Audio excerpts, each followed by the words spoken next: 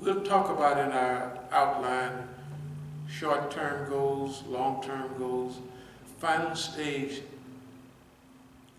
we call America the Good. Where we're going right now, when we get to where we finally arrive at, we want to arrive at America the Good, not America the Great, not America the Big, but America the Good. That's going to take a little work. Evolution, we've talked about it. The last stage, as we said, the platform is forgiveness, liberation, and freedom. Forgive people. Might as well have that on. The people,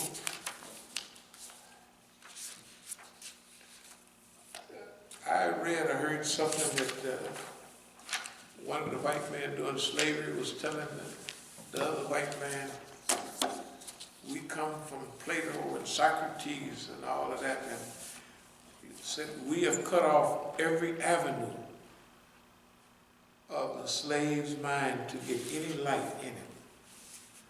That's what the white folks, from here they say, we've cut off every avenue. You can't get no light. You can't, but the Negro, they gave the Negro that white folks' brand of Christianity, and the Negro did the same thing with Christianity as we did with looking at the Negroes out there. We never became what they wanted. So the Negro came up with all his songs, steal away home, I ain't got long to stay. So the freedom train is coming tonight. And the white man said, my darkest, they sound good, they did. That old hum, you can't get it. Modern Negroes can't sing like the Negroes did. They can't, it's gone. They try to imitate it, but they sound too proper, they don't, pronunciation, nothing is right. But old boss man, oh my darkest, sing that again. Wade in the water, God's gonna trouble the water. Yes, they dogs can't smell you in the water, and they can't follow you in the water. So wade in the water, right? Everybody talking about heaven, man, going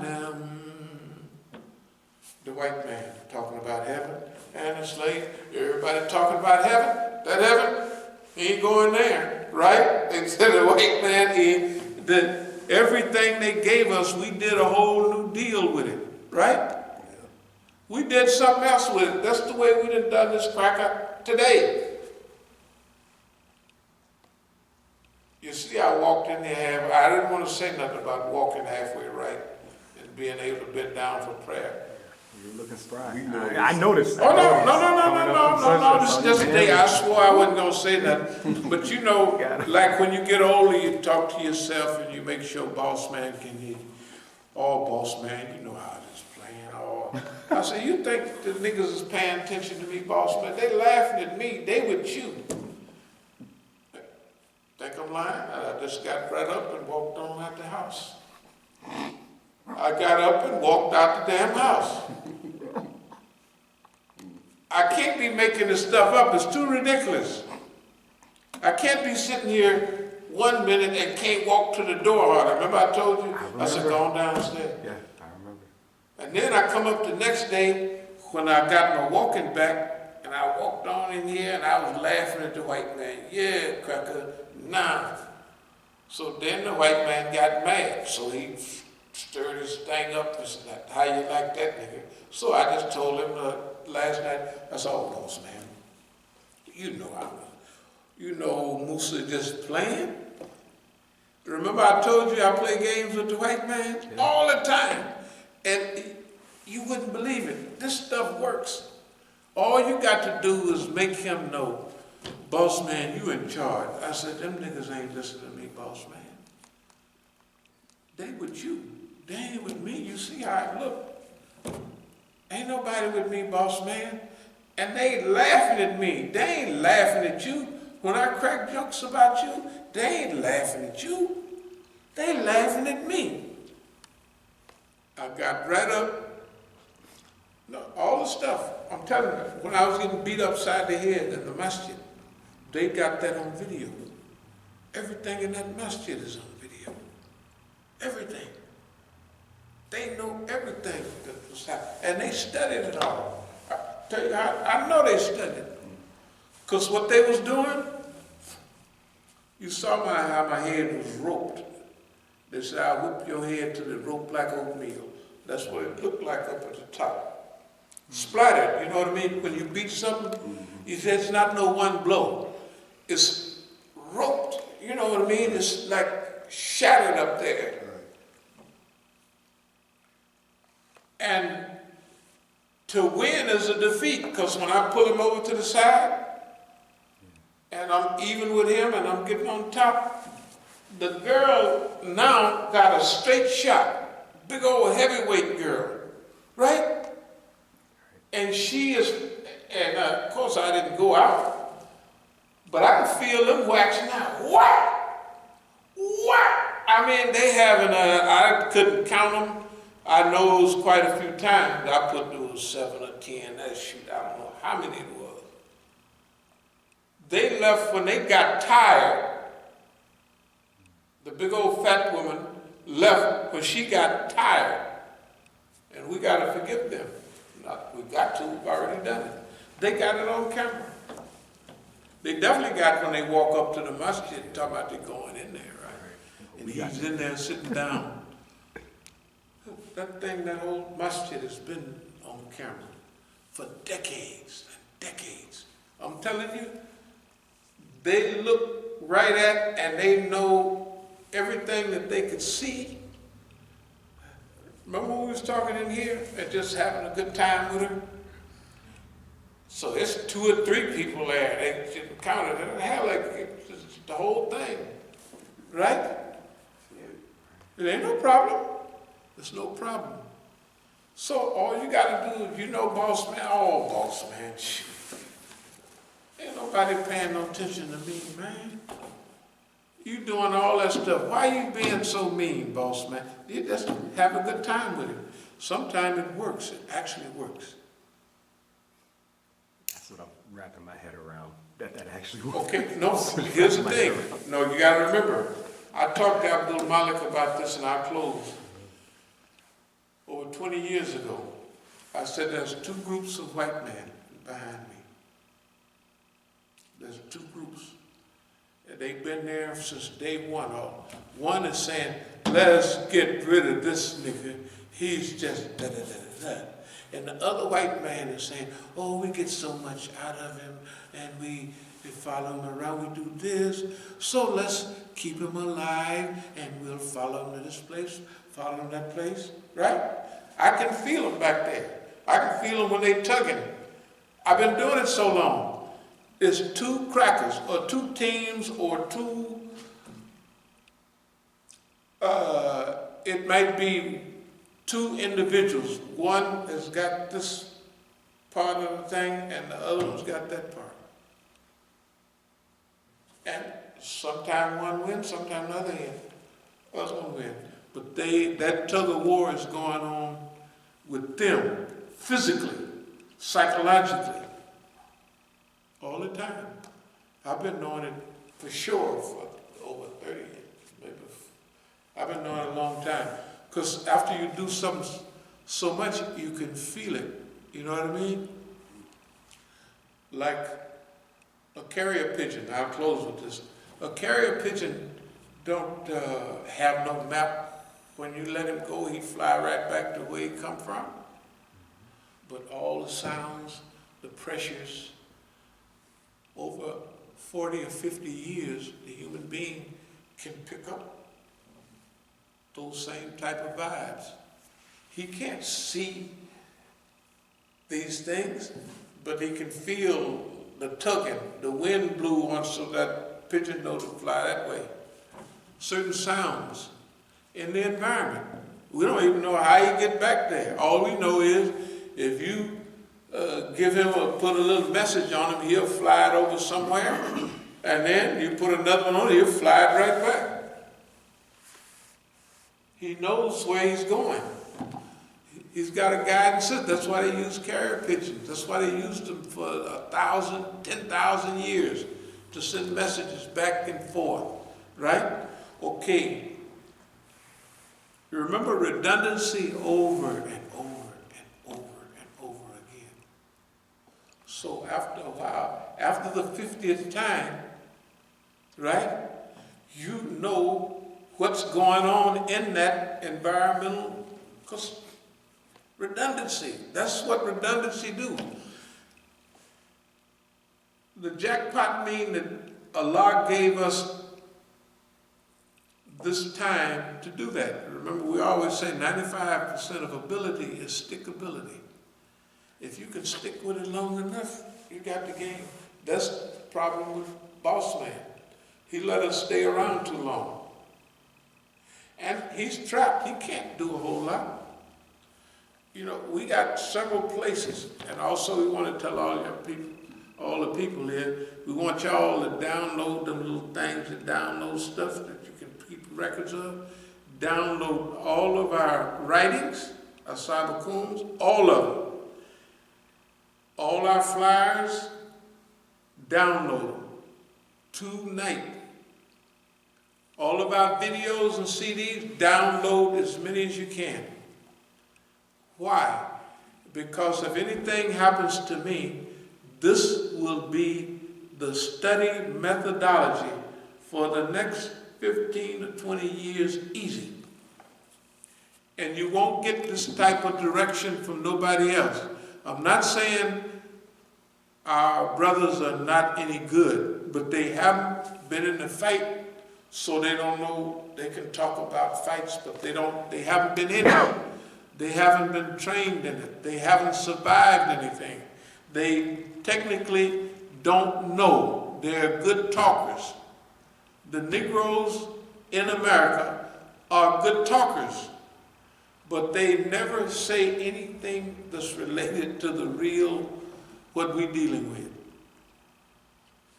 They can't forecast. They can't predict. Why? Because they're outside of that sphere of activity. Of course, now we love them, and we're going to work with them. We thank y'all very much. Aqulu qawli hadha wa astaghfirullah li wa lakum. Are there any questions or comments? Anything? Actually, yeah. I guess you could turn it on if there's a question. Oh, no, I didn't. Yeah. Yeah, it's still running. I hadn't pressed the button yet. Okay. I just reminded. So on the topic of fundraising, I know you sometimes talk about, like, you know, how you've traveled around and you go visit Masjid. Like, what's the process? I mean, what do? You just ride around and you just, you know, say, hey, I'm raising funds. How does it work? There's different stages to that. In the early years, the Muslims are different now. Every place got a board of directors. Right. And if you come there... With a policy. Huh? And with that comes With a policy. Yeah. But that's why I said we're going to pass out flyers and DVDs. Then we're going to come back and ask to meet with their board of directors. Because the board of directors have to approve everything. In the old days, it was nice. We could go and you go to Juma, you get there a little early, you say, we're from way lost somewhere, and we want to make a little announcement. You could. But the Masjid are now too well organized, and the government has put too much pressure on them. You got to remember, one thing that Meeks guy said, Meeks, remember? Yeah. Meeks? Yeah. He said, out of all the groups, the Holy Land Foundation and all of those, he said, even the ones that won their cases, they defunct, they quit. 8 major, Mercy International, all that, they finished. You got to remember, when we say we are still rolling, that means we take a breather for a while. Like we come here and said, well, let's have class tomorrow, day after tomorrow. We're just kicking back, taking it easy. But that's not permanent. that's only for a short period of time. Like right now, we right back to work, right back into it. We never, it's not quitting. We never quit. We don't even think about it. We work when we resting. You know, like we doing something here all the time. But to me, I consider it a rest. Sometimes I'm resting. And that's what I'm doing. But working resting. Why? When we talk about 25 years, more years, I look at it as a minimum, next 25 years. I was waiting to get 75, so I said 75, now we're going another 25. I don't care, technically, about becoming 100 or 105 or 95 or any of that. Whenever I leave, if they don't have a smile on my face, you fix my mouth so I'm grinning. No, and then cover my head up. So that's the way the man has been grinning ever since he's been here. And I know he grinning, whatever's still kicking around him, he's grinning, right? Because you ain't seen me, right? Not grinning, oh man, the white man did this. Suppose somebody did the stuff to us, to other people that they do to us all the time. They quit a long time ago. They're not going to give you no money. Okay. So we have to arrange ourselves so that we can get them to help us. That's all. And we'll pull it off. Yeah, we'll pull it off. But remember, they can't help so-called terrorists and other people. So who do you think they classify us as? You got to think about it. Who are we sanctioned? Of course we are. Have we been sanctioned? Yes, but evolving sanction.